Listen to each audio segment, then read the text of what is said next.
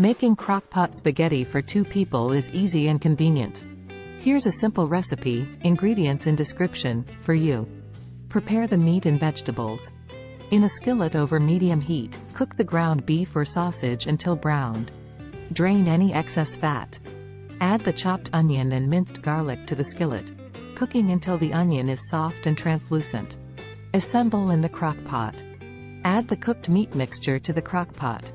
Pour in the diced tomatoes, with their juice, tomato sauce, and water or beef broth.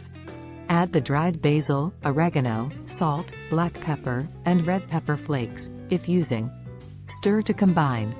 Cover the crockpot and cook on low for 4-5 hours or on high for 2-3 hours, allowing the flavors to meld together.